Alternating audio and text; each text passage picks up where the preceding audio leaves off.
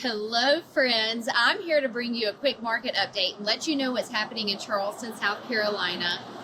And also, I've got a little bit of insight and kind of an opinion, perhaps, on the National Association of Realtors settlement that a lot of people are hearing about, and I'm starting to get questioned on. So I'll give you a little bit of my expertise, my knowledge about what's happening with that and how our business is either changing or not changing based on those results.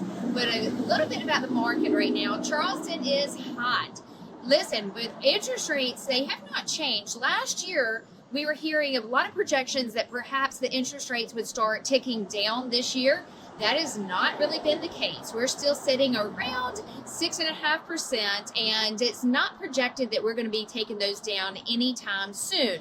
However, buyers are still buying, and so we've had an excellent week this last week in Charleston, but we're seeing that lots of the country is having the same results. Homeowners with a 3.5% interest rates are really having a hard time giving those up for, say, a 6.5% or 7% interest rate. So we're seeing a lot of people sit tight.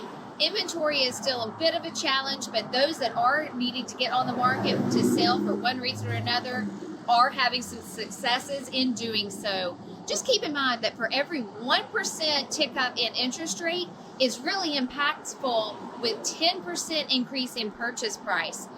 So that's kind of the equivalent, and that's why we're seeing a little bit of challenge, but we're seeing a lot of cash buyers in our market. So we're going to continue to see that, I do believe, in the coming weeks and months ahead.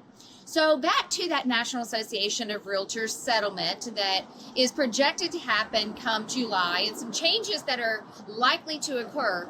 Here's my take on it. It doesn't change our business practices that much at all. And here's why. These sellers have been paying commissions on the buyer's agency side for years because it's a concession. It is a seller concession, just like closing costs or a home warranty, for instance.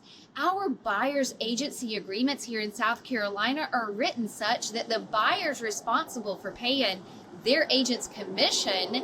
Is just usually that gets negotiated to where the seller's paying it. The seller pays it oftentimes in order to secure the ready, willing, and able buyer through the means of the buyer's agent on that side of the table. So oftentimes the seller pays both sides of the commission, and I don't see that really changing anytime soon, even after this settlement. I think sellers will still find a lot of value in giving that seller concession to the buyer. So that's my take on the settlement. Buyer's agents had better be able to communicate their value and why they should earn the commission and the right to work with that buyer. And if you can't find that value, then maybe you don't earn your place in this business after all.